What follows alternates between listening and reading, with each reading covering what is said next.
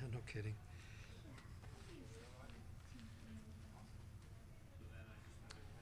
Okay, I'll go get his dog bowl and stuff. It's great that he can come in here. It's wonderful. And get him a drink of water and stuff. You stay, Ash. You stay. I'll be right back. You stay. And it's 7:30, right? Yeah,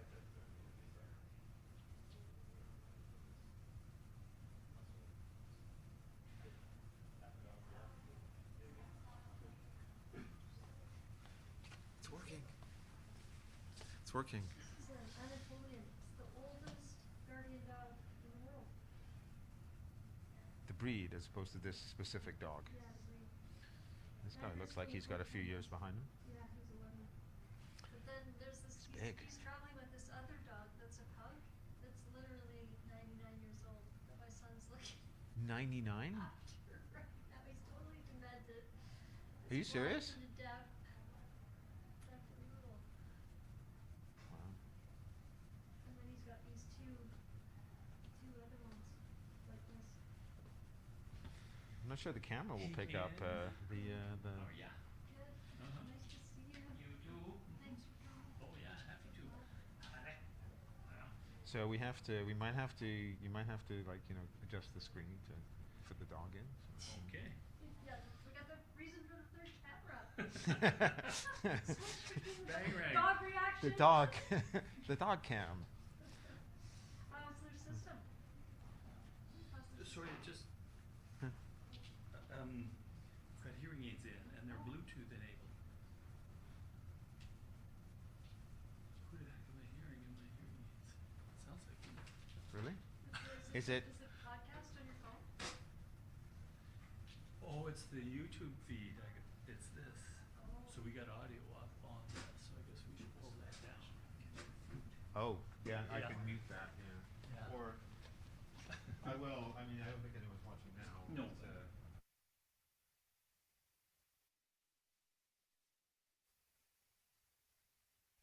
if I talk now, can you hear it? Delay, because I'm hearing it Oh yeah. on this. But yeah, we'll see if it just goes up.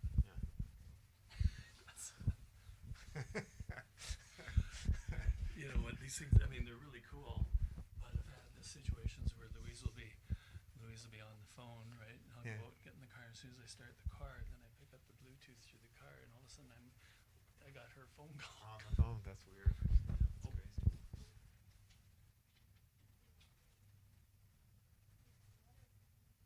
Oh, you've got it hooked up to the. I heard what you just said, Yeah. I did. No, we're still hearing it.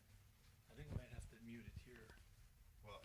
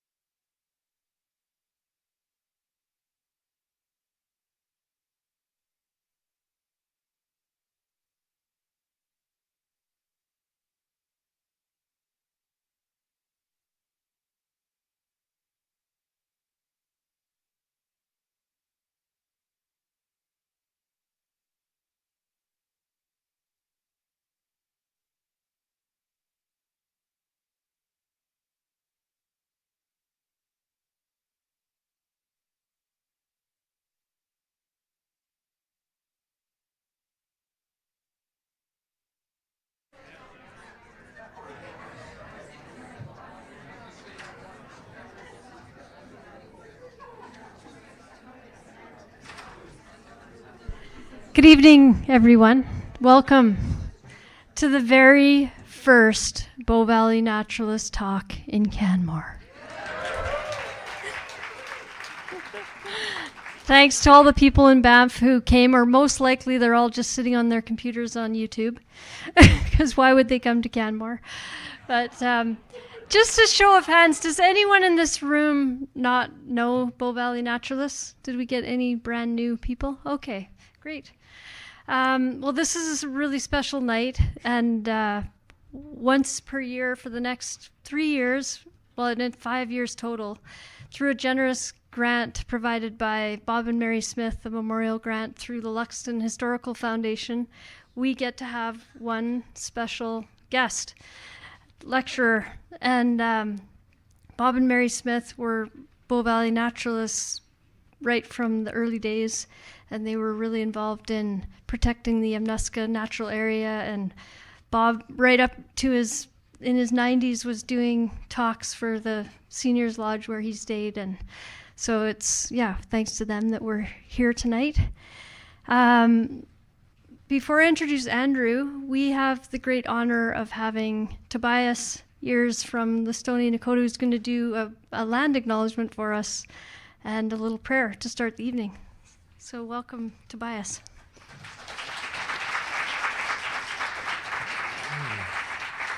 Hello, amba tits mnisni wadan idan wahitsano.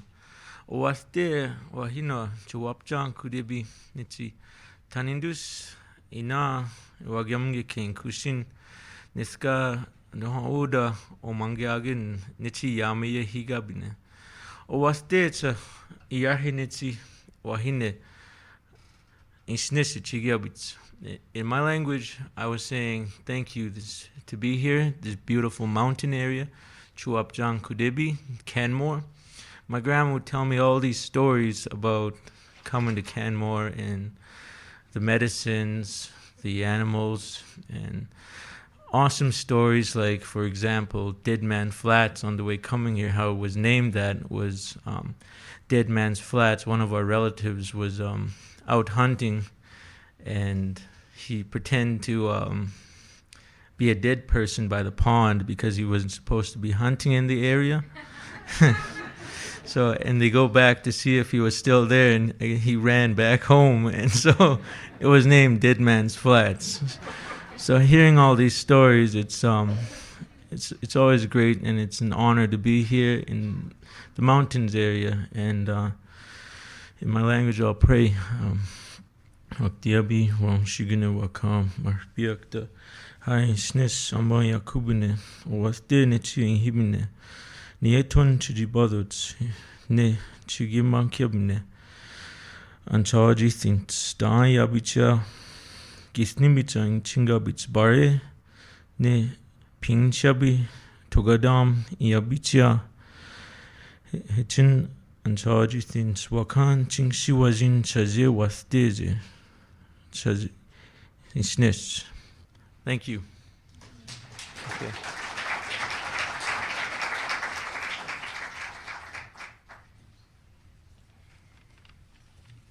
So Andrew Nikiforuk first spoke for the Bow Valley Naturalists back in 2012 when he wrote his book Empire of the Beetle.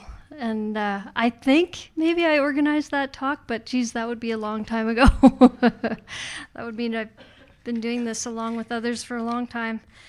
But Andrew's been writing for over 3 decades now about energy economics in the West for all kinds of magazines.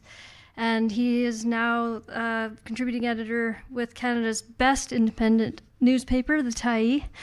And he's written all these books and hasn't been afraid to tackle really hard issues. And, you know, I think tonight could be a tough night, but I'm so pleased to see so many people here that are willing to face these tough issues and tough challenges. And without further ado, I invite Andrew to come forward.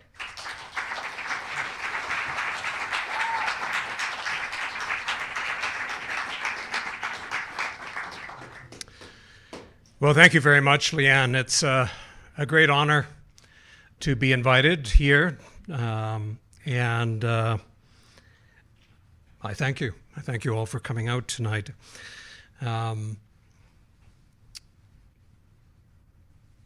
Thank you, Tobias, for your prayer. We're going to need more prayers, I think. So let me just start with plunge in here with a few of the messages I hope I will communicate tonight. The first is normal is dead, long dead. Liberalism is failing, and the age of discord has begun and will probably last for several decades. So we are all living in a period of great historical disruption. At this time, we have two narratives about the future. One is business as usual. Let's just keep on using those fossil fuels and doing the same damn things we're doing. Or let's support a green transition and spend all of our money on windmills and solar farms and electric cars. And the problem with both these narratives is that they are extremely reductive and they don't really reflect the reality of the situation. And they also leave out other possibilities. And I'll be talking about some of those narratives tonight, whether it's degrowth or collapse. Those are other possibilities for us. So I'm going to try and give you what I think is a more realistic picture. And without realism, hope has no reality. Climate change is a problem, but it is really basically a symptom of overshoot. And by overshoot, I'm talking about too many people consuming too much energy and too many things, and drawing down on all of the planet's ecosystems at the same time. Switching from one energy source to another won't really prevent the Titanic from hitting a bunch of icebergs. So electrifying the Titanic at this point in time, great idea, good plan, but it's probably not the right direction to go. The other thing I want to say is that we've used fossil fuels to construct an offshoot of the biosphere. And there's an engineer by the name of Peter Half. He calls it the technosphere. That's a great name for it, actually. And it's really an autonomous system that consumes energy and excretes waste in many forms. One of them is CO2. Another is plastic. Another is nitrogen. And because more and more of us live in the technosphere, we no longer live in the old world, the biosphere, the planet, the local places that where we were born and came from. We consider technology to be the God. And so whenever we encounter a problem, the solution will always be another fucking technology, right? Okay, we'll get an app for this, don't worry, right? Okay. Technology is a symbol of energy intensity. It's a reflection of actually how much energy a civilization has in his spending. It creates more problems than it solves. It pursues dead ends. And basically, technology really is a way of giving people power who have absolutely no wisdom whatsoever. No, please. Just so the green transition, in many ways, one of its failings, and I'll get into it in my presentation, is it's a top-down, large-scale project that will intensify the mining of the biosphere. In other words, it is part and parcel of the technosphere in the sense that it is actually expanding the scope and scale of the technosphere under the illusion that somehow it's going to deal with the carbon problem. So then, lastly, we're left with some questions. Can we slow down? Can we embrace degrowth? Can we beat, as James Lovelock said marvelously, can we beat a sustainable retreat using less energy? Will the technosphere allow these other options? Or we are already in the throes of a collapse? Which, of course, always leads to some kind of renewal. And then lastly, and we'll come to this in the talk, there's a very well-known psychiatrist by the name of Ian McGilchrist, who's a wonderful man, who has some really interesting things to say about what's happening to our brains at this point in time as we live more and more in artificial environments. And then we'll, yeah. All right, let's begin.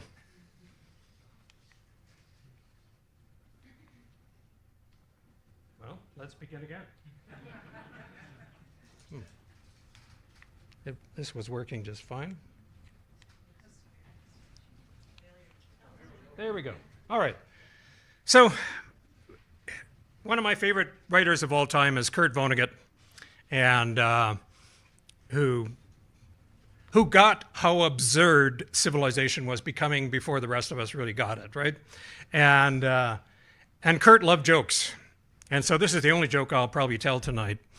And he liked all kinds of corny jokes, and this is a bit of a corny joke too. So he said, he'd always say, this is a bad news, good news joke. So here's the bad news. And the bad news is that the Martians have landed in New York and they've taken over the Waldorf Astoria.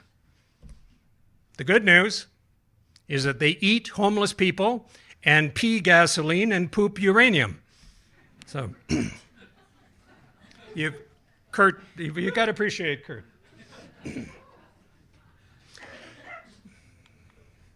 All right. We really do live in the age of the absurd, and so much of what I'm going to be talking about tonight will illustrate the absurdity of our political situation, our economic situation, our energy situation, the whole 9 yards. So I talked about the two narratives. We've got the business as usual, that's Daniel Smith and company, and then we've got a Green New Deal, where, let's replace all these fossil fuels, and usually let's replace 100% of them, and let's work towards zero emissions. We've even invented a new vocabulary, net zero, and neither one of these narratives is reflecting reality. So let's get right into it. Now, Simon Michaud is a geologist, and I also think he's an engineer. He worked in the Australian mining industry for 20 years. He's now one of the head researchers at the Geological Survey of Finland. And he's put out a number of reports in the last 2 or 3 years that have questioned whether the green transition actually has the materials, the money, and the time to make a dent in the problem. So one of his reports came out, and this was the major conclusion. He looked at all the minerals needed for windmills, for batteries, for solar panels, and he found, there just is not enough on the planet to get this job done. And of course, the problem with renewables, they're not really renewables, they have to be rebuilt every 25 years, is their high mineral intensity in their construction. They all require critical minerals or rare earth minerals of one kind or another. It's the dark underbelly of the green transition. We thought, okay, we're going to get away from fossil fuels and enter this green world, which I think many people imagined it to be the product of immaculate conception, and forgot that, there's some materials that have to be dug up and mined and refined to build all of this stuff. So here's a good example. We've used 700 million tons of copper throughout history. We're going to need 700 million tons over the next 22 years. That's not even counting the green transition. You add the green transition, we need 4.7 billion tons of copper alone. right? We really don't have that amount of copper, and what we do have is declining in ore value. All right, anybody here know what the ore value of copper is today? 60, 50, 40, 30, how about 0.67? That means you have to crush a hell of a lot of rock before you get any copper. Here's another way to look at battery metals needed to phase out fossil fuels and global reserves. And you can see that we're in trouble with nickel, we're in trouble with graphite, in trouble with lithium, cobalt, and on it goes. Sure.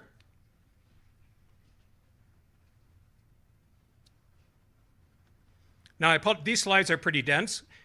You can listen to Michaud's presentations, and they're excellent. They're really worth listening to. So then he did another calculation. How much electricity are we going to need to power the green transition? So, you know, we're looking at total electrical power at the moment in 2018 was 26,000 terawatts. And what we need for the green transition is like 37,000 terawatts. And then he says, you know, look, we wish to construct an electrical system much larger than the existing power grid using energy that is more expensive and not as effective as what we have now. In other words, the power density is very different. So you need more solar panels, more windmills, and then more storage batteries to make up for the difference. All right, then he did another set of calculations. All right, so if you need 37,000 terawatts, how many non-fossil fuel power stations does that mean? That's 607,000 compared to what we have now in fossil fuels around the planet, 46,000. So, I mean, this is massive. I mean, what you know, people talk about the green transition. I say, what transition hasn't even started yet? Right? And then there was kickback, and there was a number of people said, no, Michaud, we've got enough minerals to do this. Don't worry about it. We're going to be able to do this. And not only that, we're not going to have to replace everything. And so there's this guy in Silicon Valley by the name of Tony Seba. And Tony Seba calls himself a thought leader. I think everybody in Silicon Valley calls themselves that. And he says, you know, people were citing his work and said, well, you know, Michaud has got it all wrong because we won't have to replace 1.4 billion passenger vehicles. We'll only have to replace a fraction of that, and they'll all be autonomous vehicles, and we'll just buzz around in this happy world of autonomous vehicles. And then, and this is called, we're going to, you know, change the whole model for transportation, and transportation will become just a service, and you get on your phone and order a vehicle, come to your door, whisk you off to some place, and not only that, hey, you won't even have to fucking drive the thing. You know, you just sit there and stare at a screen, and what a marvelous experience you will have. Anyway, saying we're going to drop, you know, the number of vehicles from 247 million to 44 million in 2030. I mean, this is nonsensical, pie in the sky kind of Silicon Valley approach to things. Oops, what happened here? Okay, so then Michaud went back and he did some more calculations. And this time he looked at the battery storage requirements needed for wind and for solar. And then he looked at, so there's a 6-hour buffer, a 48-hour buffer, a 28-day buffer, and a 12-week buffer. What we probably really need is a 12-week buffer to make this system work if you want some energy security in it. And then he looked at, okay, let's look at all of the the minerals we need for this.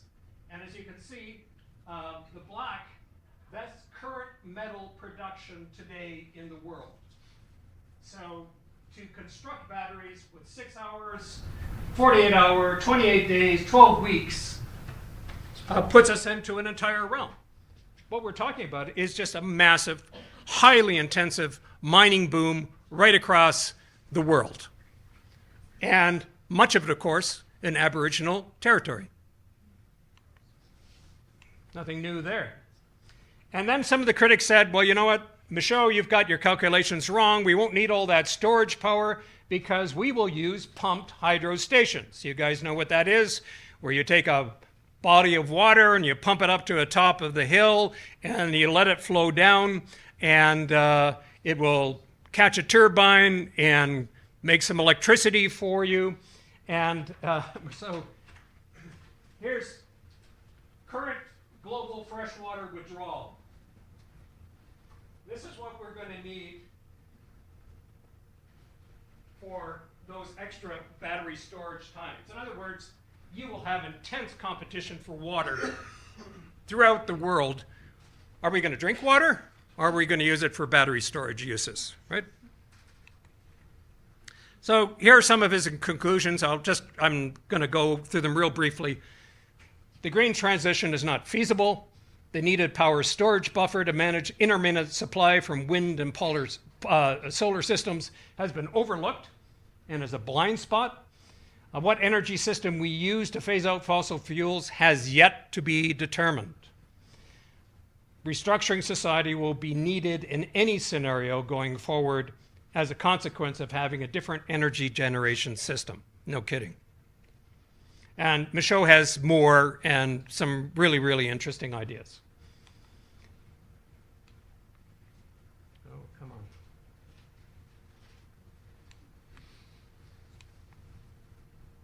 on. There we go. All right. So we've got a problem. But the problem gets bigger when we start thinking about other aspects and shades to it. So here's something we never talk about anymore. We don't talk about population. And we don't talk about population and its relationship to resources, resource scarcity, and what our population is doing to the planet. Population is part of the problem. And here you can see how population works together with the other parts. You see steady energy consumption this is a chart going back to the 1980s. You see rising carbon emissions with that energy consumption, and you see rising population growth at the same time, and you see GDP. This is a slide from Art Berman, who's a really incredible oil analyst in Houston. Carbon emissions and overshoot of planetary boundaries are unlikely to decrease as long as energy consumption, world GDP, and population continue to increase. In other words, we have to shrink all three of those things over time if we want to address the problem.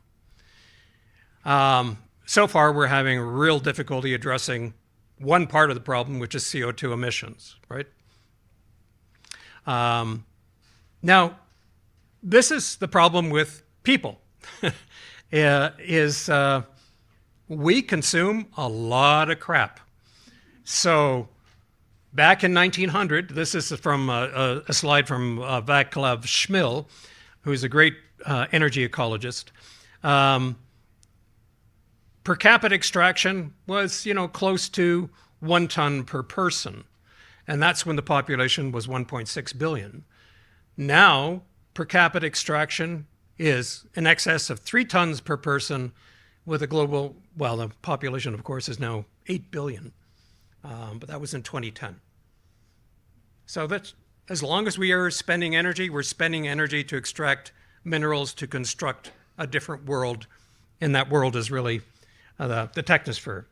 Now, another aspect of this world we never talk about is the fact that, all right, there's just not 8 billion of us on the planet, but we all have energy slaves working for us.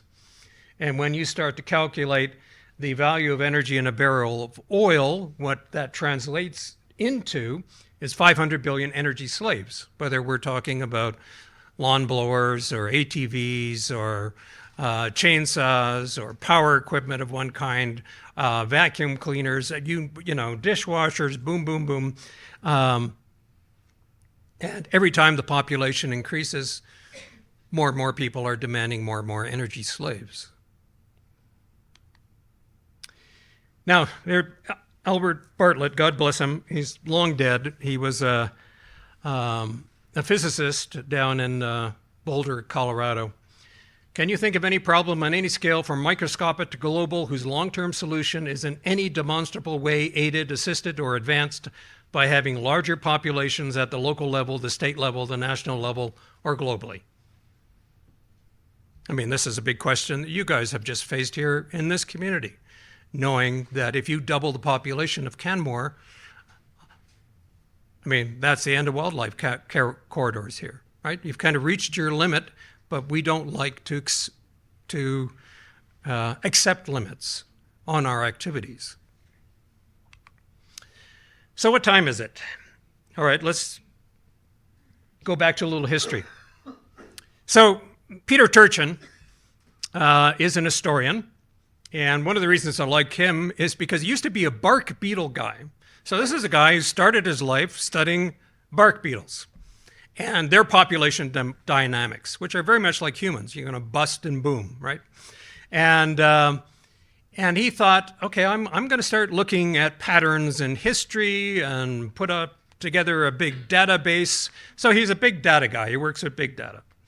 And he's been at this now for about 20 years, and he's come up with some interesting conclusions, and he attracted a lot of attention in 2014 when he said, okay, folks, the 2020s are going to be a period of high political violence in North America and probably the rest of the world for these reasons. And he turned out to be absolutely right. Now, I mean, we think of the horsemen of the apocalypse as being mass migration, epidemic disease, state failure, famine, and also always inevitably some kind of climate change, whether it's natural or whether, or in our case, we know it ain't natural anymore. So he looks at history this way, and this is not a popular way to look at history. I mean, history at the moment is supposed to be linear, where everything is going to get better, where, you know, we're happy, progressive people, we're always innovating, and we don't have to worry about history. Whereas Turchin says that's not how history works. It goes in cycles. Any traditional people on the planet always looks upon life as a cycle. There's no friggin' way it's just a straight line, you know, like, give me a fucking break. I mean, life is not that way. We all know in our own lives, our lives are cycles. You know, we born, we live, hopefully we live marvelously well, we marry, we have children, and we grow old, and then we die. And civilizations follow the same cycle. They rise and they fall. And there are periods of integration and periods of disintegration. And Turchin would argue we are in a period of disintegration. All right, we've gone to the top here, and now we're cruising down. And not only that, but none of our leaders or our elites can recognize this or even talk about this fact. Ordinary people know that bad things are happening. They feel it every day. But our leaders do not. So this is what lemmings believe. And honest to God, it's very much really how humans behave. So what are the key factors in bringing a civilization to a disintegrating phase? The first one is elite overproduction. So Peter Turchin says you got too many elites, and then they get quarrelsome, and they get competitive, and they get violent, and there's no consensus among your leaders. All right. A good way to describe elite overproduction would be, imagine I had set up a bunch of chairs here for musical chairs. you know, and then every time the music ends, instead of, I would take away one chair and add another 100 people into the game. Okay? That gives you an idea of what's going on among the 1% and the 10% at the moment. Here's an example of it. So, and a good example of elite overproduction is the number of lawyers as a percentage of the population. Well, I mean, if you're a lawyer, what do you want to do? You want to become a politician, right? Here's another, okay, now, another indicators here. So he talks about you've got elite overproduction. The other issue is what Turchin calls popular immiseration. All right, so more and more people experiencing the shitty side of life. And he uses this example. It's fascinating, right? So here's the life expectancy of women in the United States, you know, one of the most advanced countries in the world, rapidly declining. And it doesn't take much of an imagination to figure out that Donald Trump's support is coming very much from those areas of the country where the life expectancy for women is in steady decline. And there's reasons for that. I won't, but so that's just one measure of immiseration. Here's another level of immiseration. All right, so this is wages of men without college degree have stagnated since the 1970s. And you wonder why there's so many angry white guys in the United States. And there is. It's poisonous. Here's a more local example of immiseration that's taking place in this province. The life expectancy of Aboriginal people in southern Alberta has, because of the opioid crisis and because of the government's racist response to it, is, I mean, this is horrific. Here's another example. All right, so in popular immiseration, well, you have lots of poor people and you have rich people controlling everything. So here's the richest 10% own 60 to 80% of the wealth around the world, and there's Europe, there's East Asia, North America, Latin America. This is a huge global problem. The top 10% are responsible, by the way, for 50% of global greenhouse gas emissions. Anyway, there's Turchin, if you want to read about more about Turchin. When the equilibrium between ruling elites and the majority tips too far in favor of elites, political instability is all but inevitable. All right, so that's the historical time that we live in now and in which we are going to have to deal with a whole bunch of issues. All right, and the big issue, of course, is our energy consumption, which just keeps on growing. But this was not always the case. If you look back at history, for most of human history, our population was always below 1 billion. But until we hit fossil fuels, and then we went kaboom. I mean, fossil fuels were the Viagra for the species, really. Now, this economist is Robert Gordon. He's a U.S. economist, pretty smart guy. He said there was virtually no economic growth before 1750, suggesting that the rapid progress made over the past 250 years could well be a unique episode in human history rather than a guarantee of endless future advance at the same rate. Amen. All right.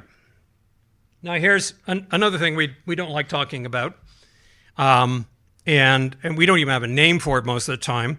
Nate Hagens, who is a really, really interesting fellow. He's got a great podcast called The Great Simplification. I highly recommend it. where he interviews all kinds of people about all of these issues.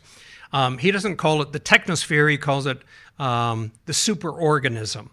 So what have we done with fossil fuels? We've used fossil fuels to construct this enormously artificial civilization composed of glass and steel and concrete and plastic, and all of the energy slaves that serve it, and an endless array of digital equipment and appliances that are increasingly becoming all connected.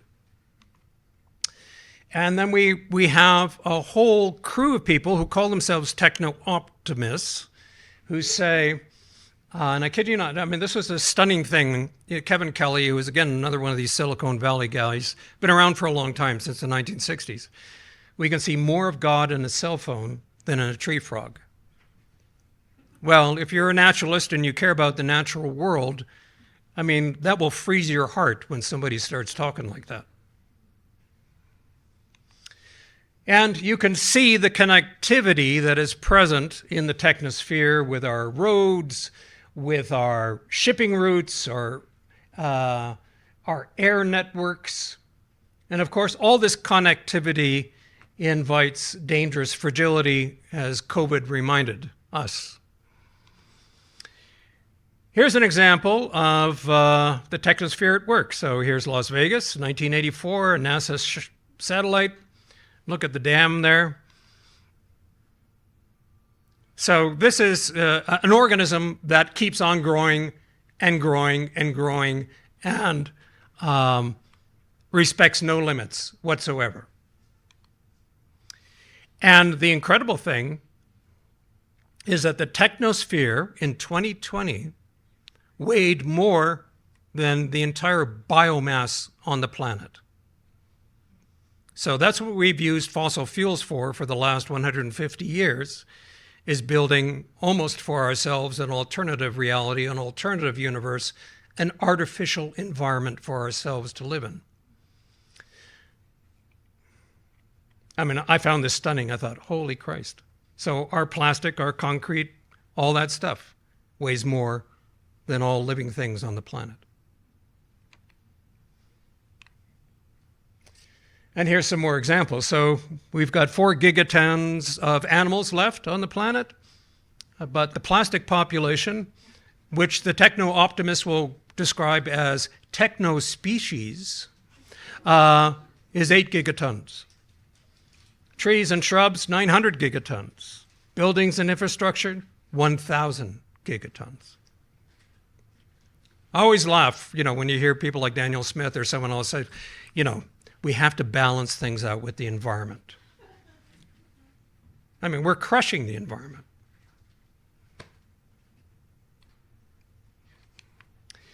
Here's just another illustration. Humans are 390 megatons.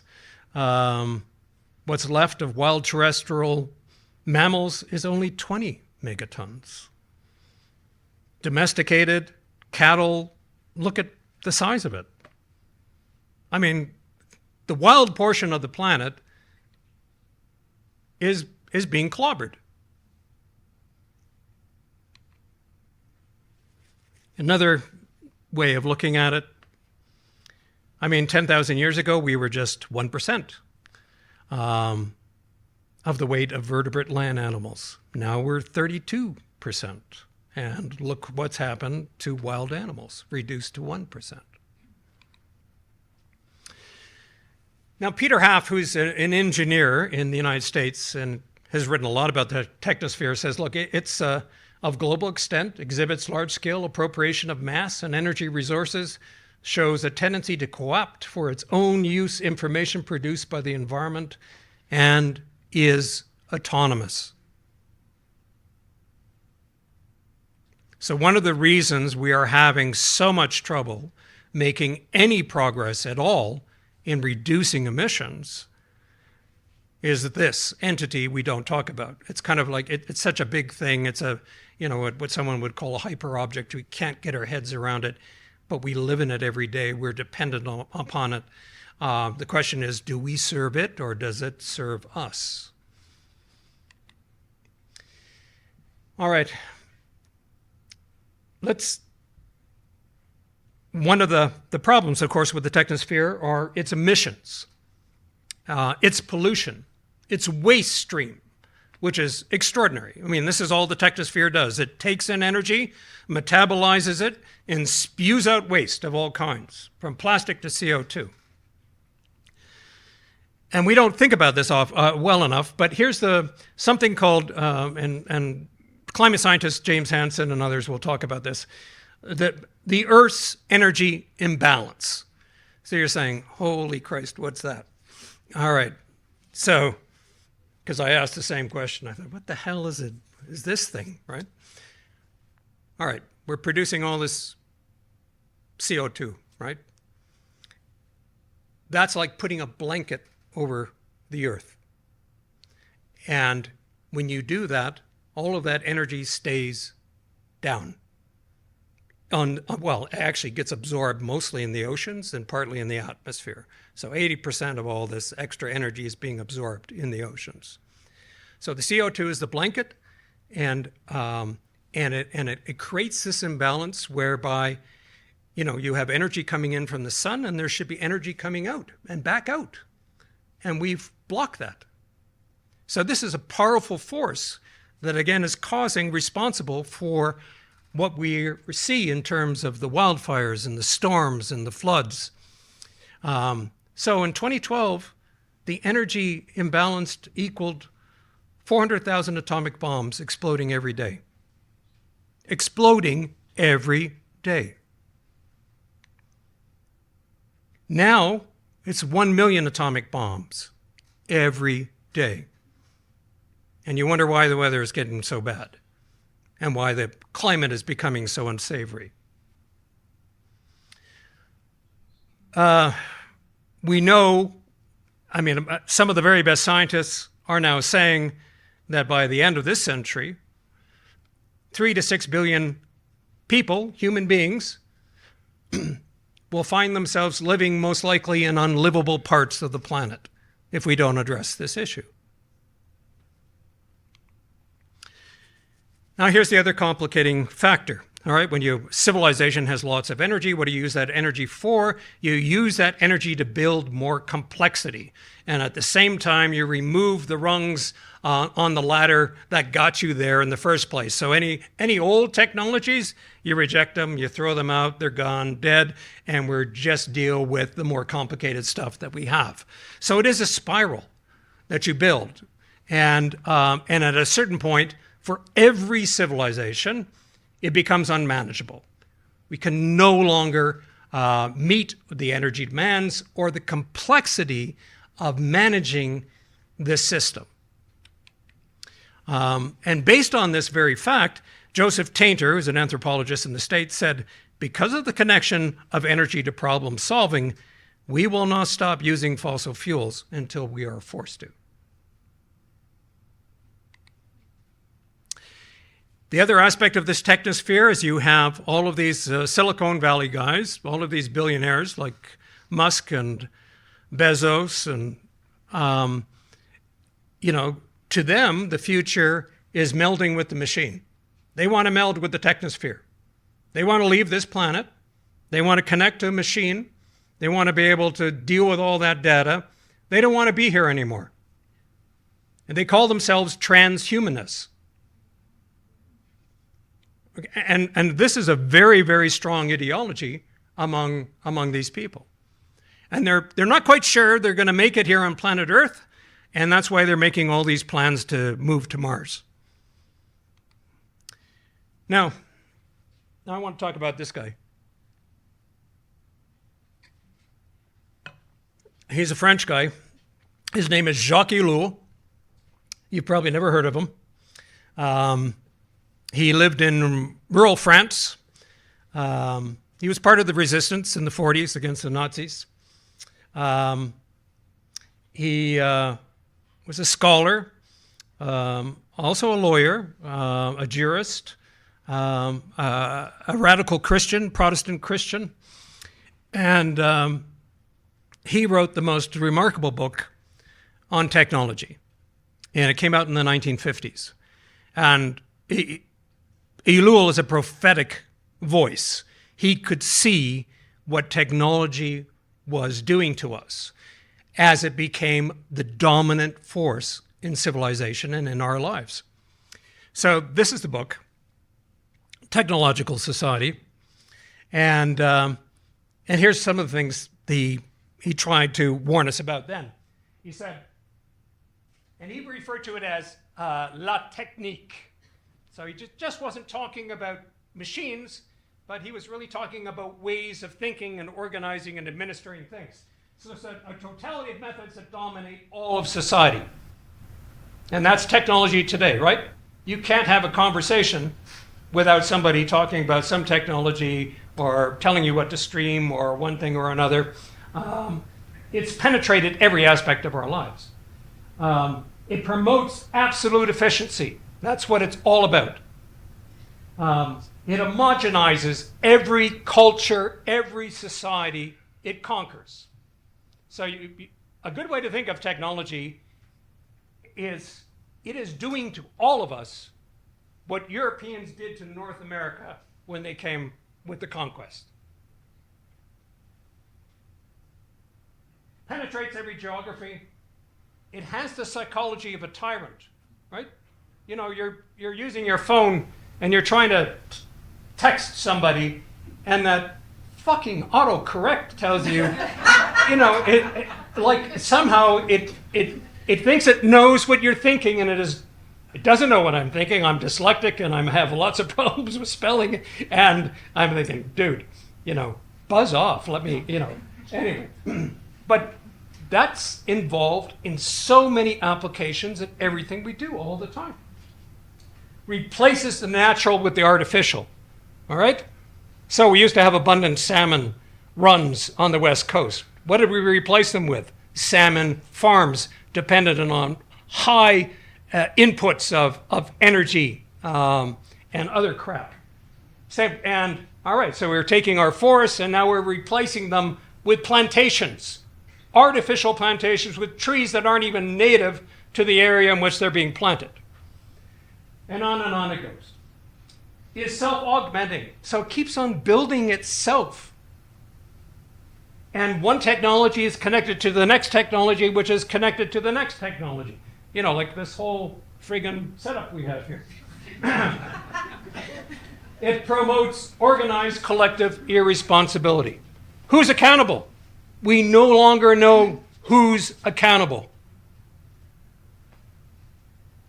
Efficiency replaces truth, beauty, and goodness as the norm.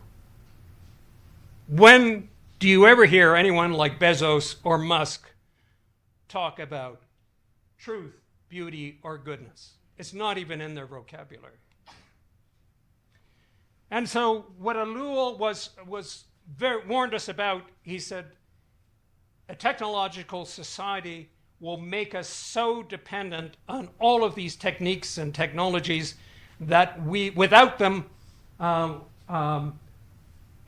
with them, we are like astronauts in space. We cannot move without being dependent on these life-saving essential technologies. No longer are we surrounded by fields, woods, and rivers, but by signs, signals, billboards, screens, labels, and trademarks. This is our universe. All right. And this was a guy writing this in the 1950s, 1960s. He was popular in the United States for a while, but most people dismissed him as, look, Elul, you're a pessimist. But, you know, screw off. We don't want to listen to you. Now, that brings me to this fellow. This is Ian McGilchrist, and I think I brought his book here. Highly recommend it. It's called The Master and the Emissary. And it will change your way about how you think about things. I promise you that. So he's a very well-known psychiatrist. He lives in the Isle of Skye in a very remote area that's quite wild. He does not like cities. And he has been studying all of the research on the left brain and the right brain for decades and decades. And we have all kinds of misconceptions about the right brain and the left brain. We need them both. They work together, but the right brain is the master and the left brain is the emissary. The left brain must serve the right brain. And the left brain has many wonderful characteristics, but it's reductive. And not only that, it also believes it has all the answers, whereas the right brain is expansive. It's open to possibilities. It's looking at the big picture, while the left brain is always focusing on the little picture. So what's happening? Well, what's happening as our civilization becomes more left hemisphere dominant because of the environments we live in, which is highly technological society, we see skill and judgment replaced by repeatable processes, a loss of the broader picture. We see more fear and paranoia, more anger and aggressiveness, language devoid of richness and meaning. We're speaking more and more like machines. And this is exactly what happens to civilizations when they begin to fail.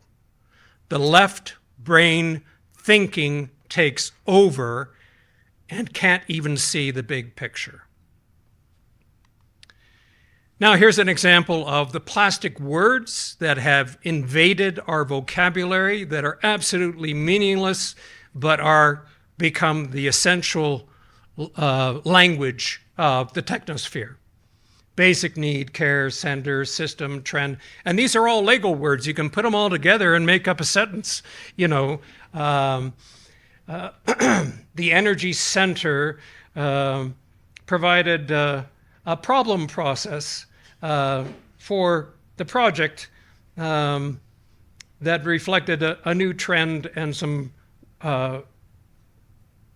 welfare values. You know, like, I don't even know what I said. I don't know if it doesn't mean anything, right? It's devoid of meaning. Now, the interesting thing is that we are now, our universe is very much controlled by a bunch of billionaires, many of whom have Asperger's or are autistic, and whose left brain is really calling all the shots. You know, Elon Musk is not a man of empathy. All right, his right brain, I don't even know if it's working. But his left brain should be serving his right brain, and it is not. Okay. So now we've got the bigger picture. Why will renewables not cut it the way we imagine it? The first is that there's no energy transition, no paradigm shift yet to any green revolution, because new energy sources are additive, right? You can look. We're still burning wood. That's down at the bottom. That's biomass, right? We haven't stopped burning wood just because we discovered coal or oil or gas. We keep on using more energy, and we add it on to what we have. And one of the reasons we haven't seen any major decreases in CO2 emissions is because we're using all of that renewable energy to do more things. Artificial intelligence, by the way, alone will take up 3% of the global electricity supply within a decade. And so electric passenger cars are now about 2%. That's not much of a solution yet. And then we have something called Jevons paradox. Jevons was an economist in the 19th century, really quite an interesting guy. He wrote a great book about coal, where he was trying to figure out, well, you know, as steam engines got more efficient, shouldn't we be using less coal? But what he found is as steam engines became more efficient, more industries and more sectors used those steam engines to do other work, and so coal demand went up, did not go down. So he said it's wholly Confucian ideas to suppose that the economic use of fuel, that efficiency, is equivalent to diminished consumption. The very contrary is the truth. And that's what we're learning once again. This is a slide from Nate Hagen's recent presentation he gave, where here you can energy intensity, which is another way to measure efficiency. We're getting much better at using energy, but energy efficiency has increased approximately 36%, but energy consumption has increased 63%. So Jevons paradox at work once again.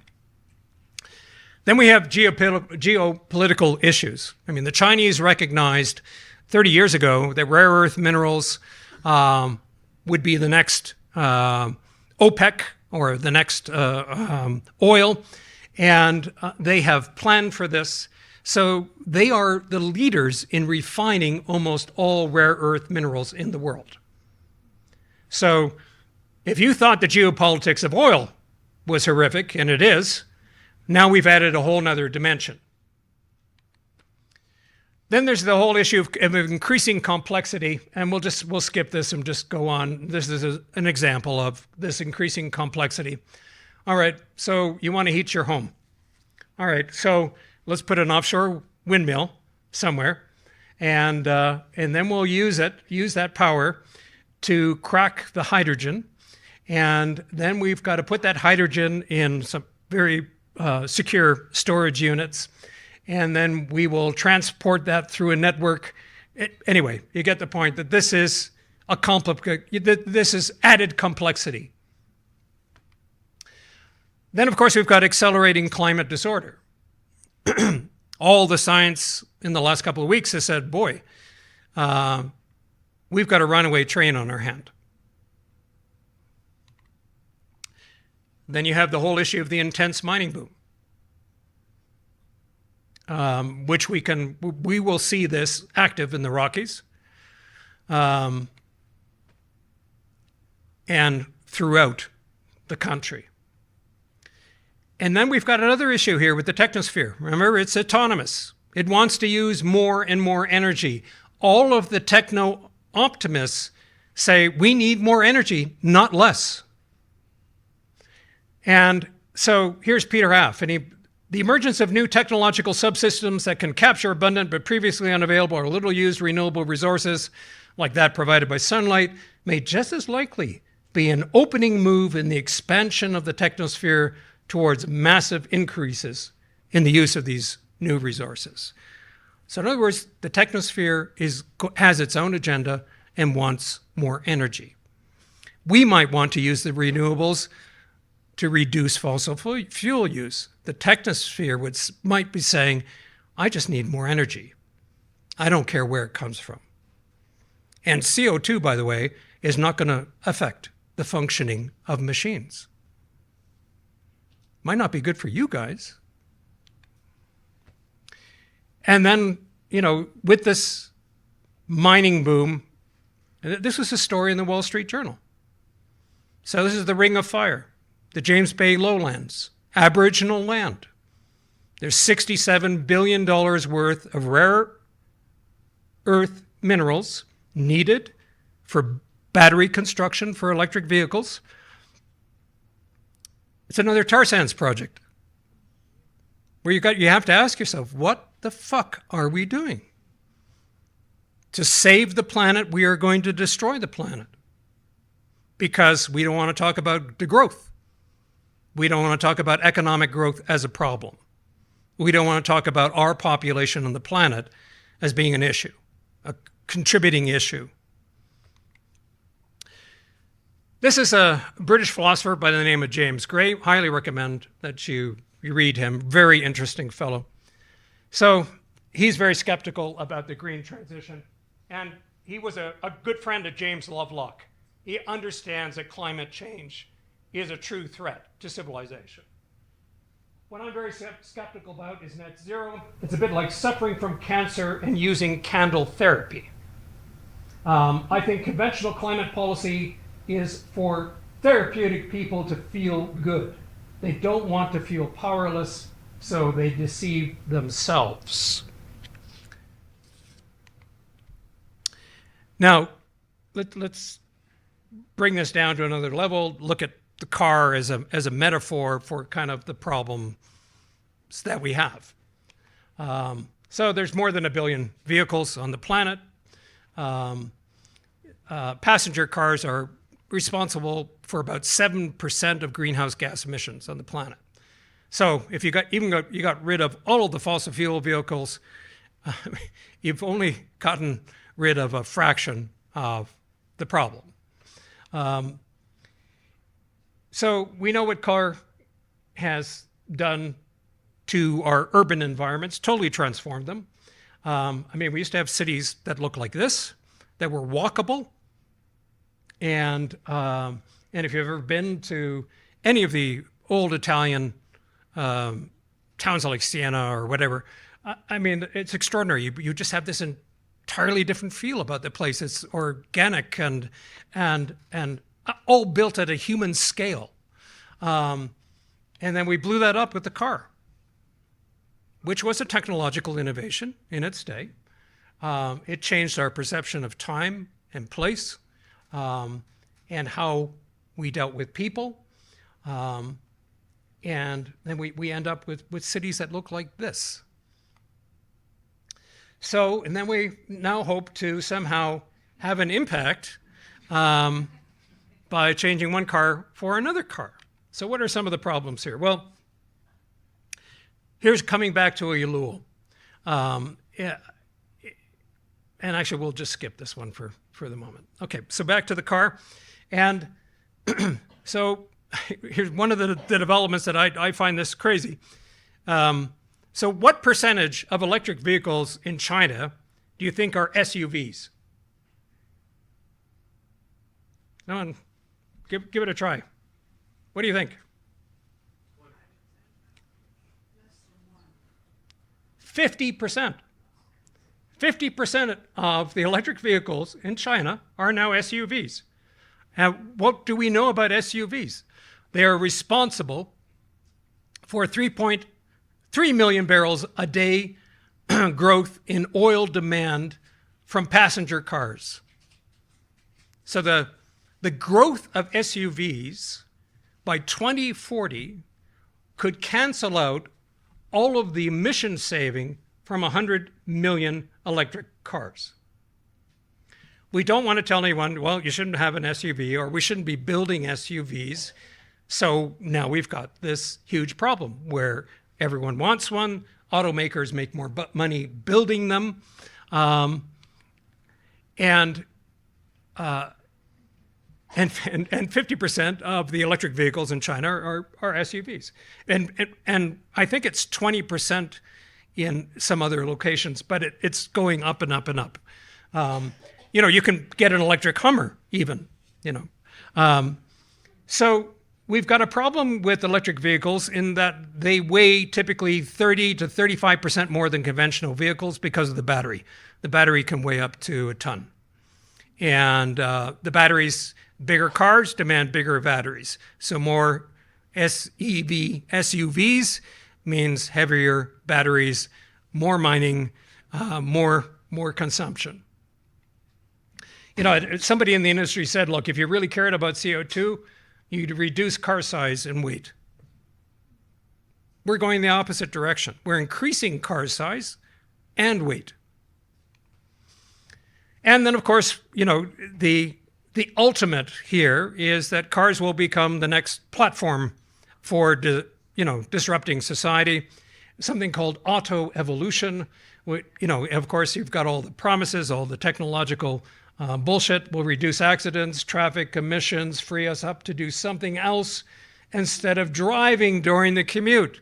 God forbid that you pay attention to what you're actually doing. And what do we know? When people can use a car without having to operate it, they increase their car travel. Oh, so what problem have we solved here now? So autonomous vehicles actually will be discouraging people from doing what we want them to do, which is to walk.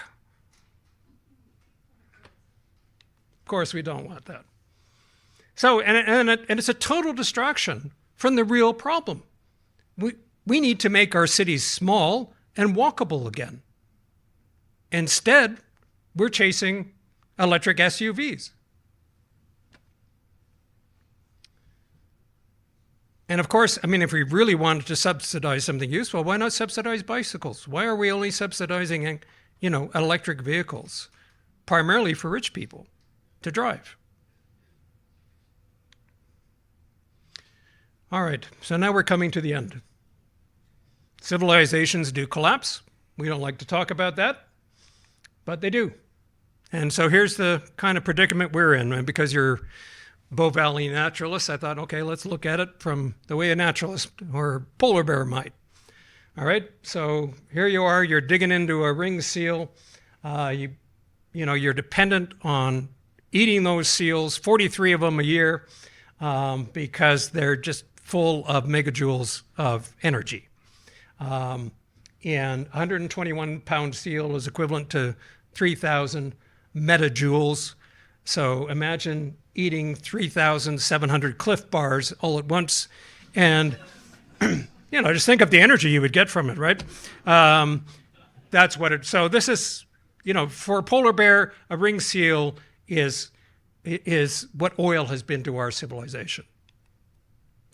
All right, so we're removing the ice with climate change, with the result that bears have to swim more and are expending too much energy and cannot get enough food to eat. So a polar bear would need to consume approximately 1.5 caribou, 37 Arctic chars, 74 snow geese, 216 snow goose eggs, or 3 million crowberries to equal the digestible energy available in the blubber of one adult ringed seal.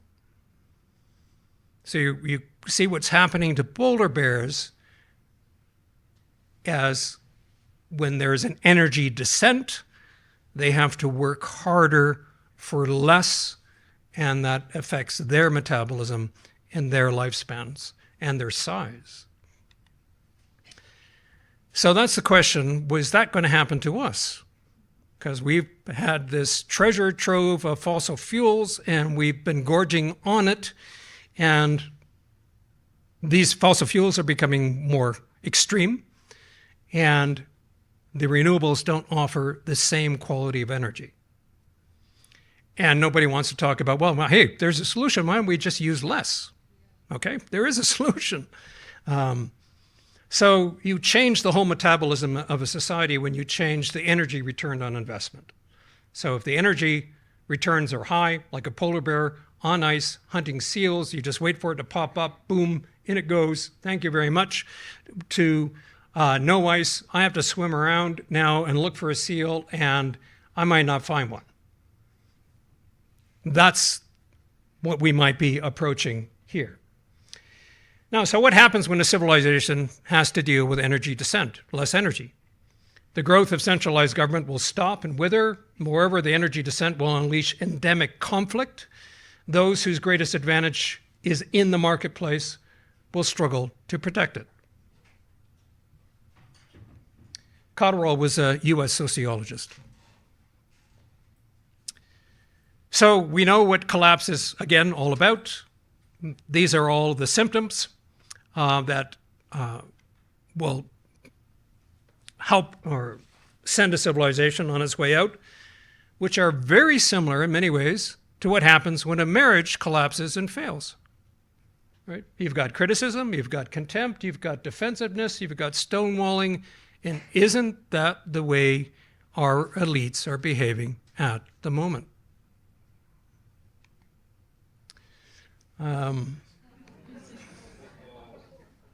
So we're back to the cycle. Civilizations rise, civilizations fall. The integration phase of a civilization is great. It's full of possibilities. There's consensus among elites. And then in the next phase, you get into art and philosophy, and it's kind of you're building on all of your initial triumphs. And then the third phase is decadence, where everyone is talking about, rights, And nobody's talking about responsibilities, and nobody will talk about sacrificing for the greater good. So Peter Turchin again says this, these are the things you see in collapsing societies. Loss of asabaya, okay, that is a great Arabic word for consensus, for people working things out. Overproduction of elites, just look at the number of lawyers we have. Immiseration of the people. High levels of political violence, which we are now seeing on a regular basis. Massive wealth inequalities, which we refuse to address. Democracies cannot tolerate these wealth inequalities without failing. And the reason democracies are failing is because the 10% control all of the political parties. Declining fiscal health of the state. Well, you can see that in various parts of the world, like the UK. So the thing about collapse is that you don't know what's going to start it, how it's going to... the failure of a minor element started a chain reaction that reverberated on a greater and greater scale until finally the whole structure was brought to collapse. The Mayans, probably a mega drought. Then you have state failure, the elites go fishing, the economy withers, the people migrate away from the urban centers. In fact, they just walk away. And then we've got the Titanic effect. So who suffers when there's a collapse, when there's a trauma? Well, first class casualties on the Titanic were 39% from first class. Second class, 58%. Steerage, 76%. Same old story here. Now, these are some of our possibilities if we don't get our act together. This is a slide from David Holmgren, who's a permaculture advocate in Australia. And, here we are. We're at the top here. We've got some people thinking we're going to keep on growing. We've got some people thinking that we can stabilize all this with renewables. We've got other people saying, well, we might have a creative descent if we want to manage it, or we can just crash. Now here's a French guy by the name of Biwix, and he wrote a very interesting book about, okay, what would happen if we solved our problems with low-tech thinking? And what if we started by questioning need? And what if we designed for durability and repair? Everything that was sold has to be repairable. What if we relocalized our economies and get off all this globalization stuff? What if we focus the economy on lowering resource use? What if we de-automate services? What if you went to a bank and you actually talked to a teller? What if you went to a grocery store and actually had somebody serve you as opposed to dealing with the kind of autocorrect machines that are telling you what they want? Why can't we use all kinds of different low-tech ways of doing things? Why can't we praise modesty? And he puts it this way: there is no product or service more ecologically sound, resource efficient, or recyclable than the one we do not use. My parents would have appreciated that. They grew up during the Depression. They understood that. What would Václav Smil say about our future? Well, he would say, let's go back to the 50s. Let's reduce our energy consumption by around 40%. And go back to the 50s, life was not bad. It was actually pretty good. And then he would say, all right, let's reduce our energy consumption down to at least 7 barrels. And then he would say, these are the things we know about high energy spending. Does not guarantee prosperity, does not deliver quality, does not ensure security, does not enrich culture, does not promote stability, does not increase diversity, does not guarantee anything except greater environmental burdens. So there is a solution here. So, are you a rake person, or are you,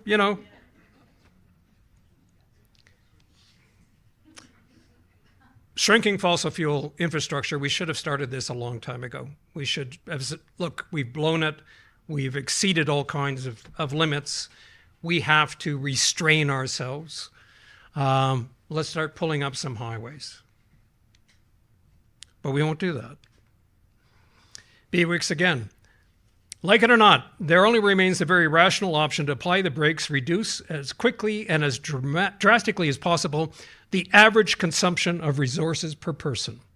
The choice is not between growth and degrowth, but between imposed degrowth, which could be horrendous, because the resource issue will catch up with us in due course, or elective degrowth. So we all need to go on some kind of energy diet. So if you get rid of an appliance, get rid of something, reduce the number of cars you have.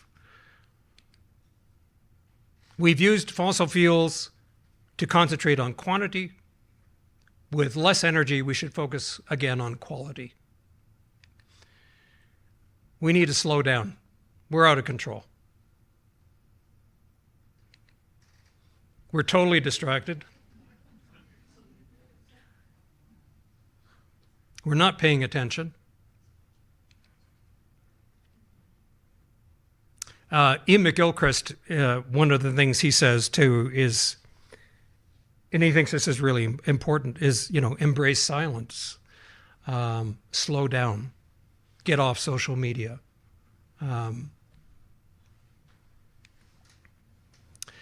Okay, let's just stop there. So we have options. There are other possibilities. There are other paths. We are not talking about them because we do not want to question the dominance of economic growth in our system.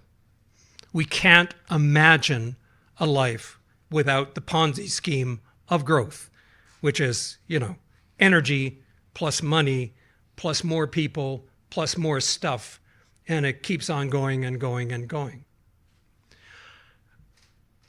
We also don't want to acknowledge the fact that we have lost control, that we are truly now living in a technosphere that is growing more and more autonomous by day. And we think now that we have created so many problems that the only solution is to get artificial intelligence to solve them for us. Now, how responsible is that? I mean, what are we thinking?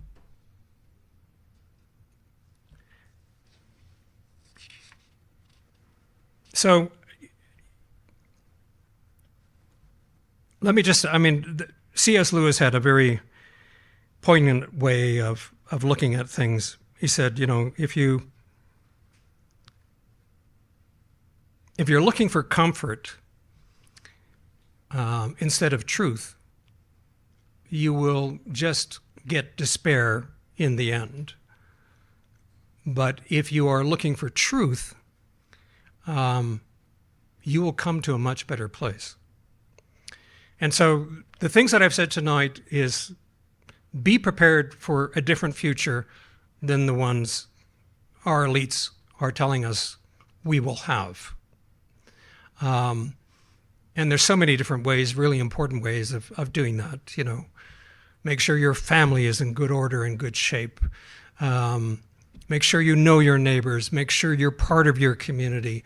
Make sure that if you have the time and the inclination to participate in political reform of one kind or another, like John Gray would say, the most important thing he thinks we can do, he doesn't think we can save liberal civilization at this point, but we might be able to address some issues if we had proportional representation and we had different political parties and different people bringing in different ideas.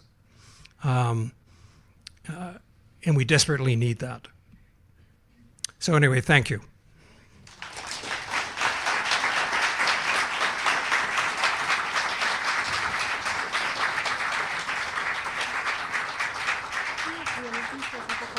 I do. Yeah, absolutely. Okay, Andrew's willing to take just a couple of questions. He's has 3 dogs he's traveling with that collectively are about 300 years old, and he has to get to them. But he will take a couple of questions, and I've got a mic here. So.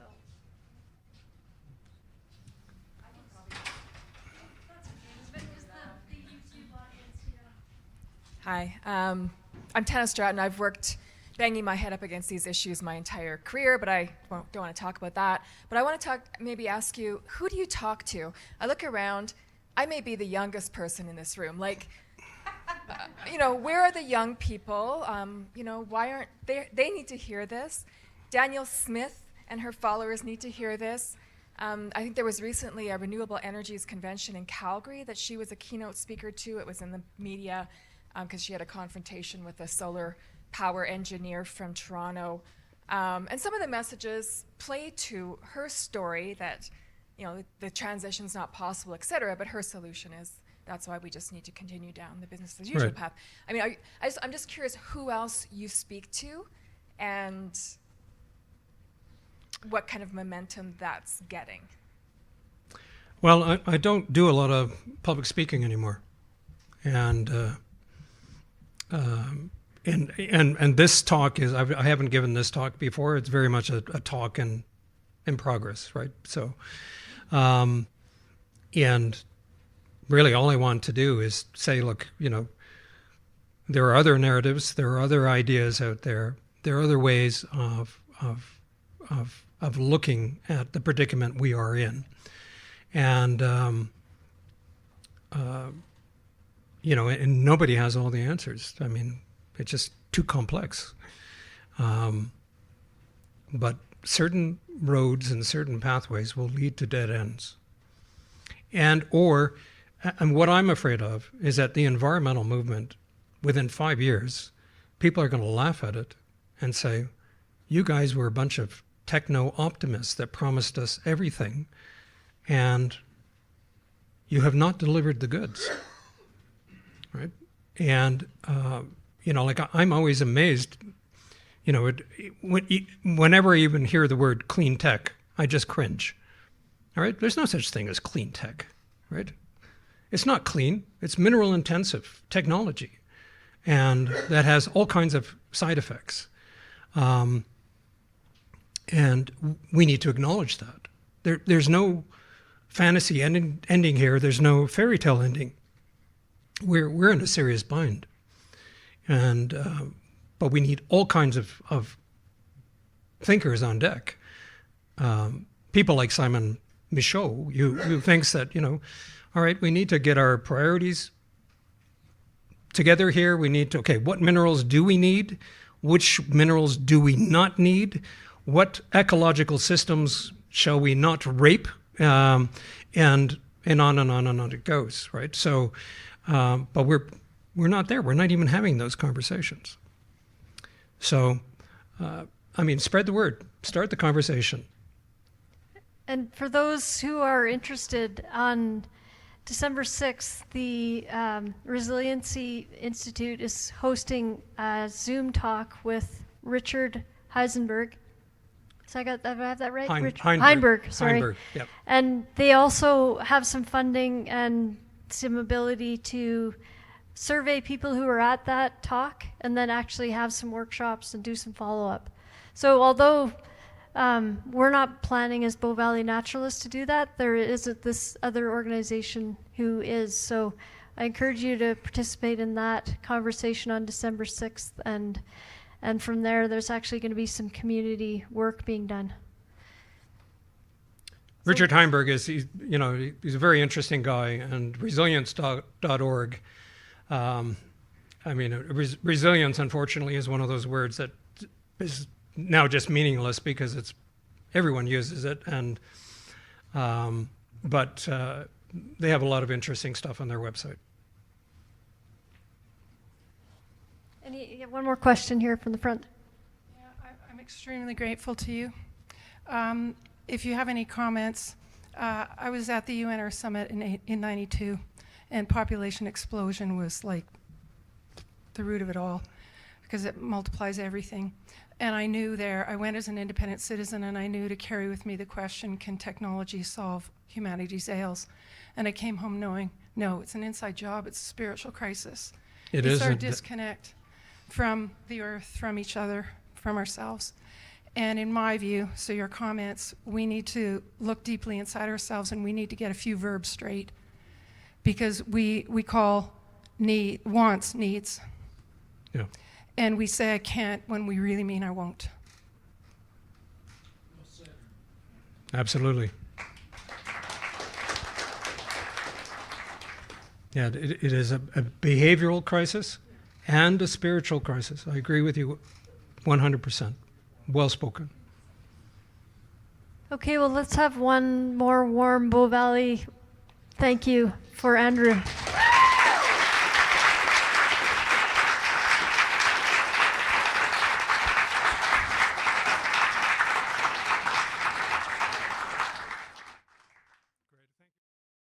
Great pleasure to be here tonight. And what a fantastic venue you guys have here. So.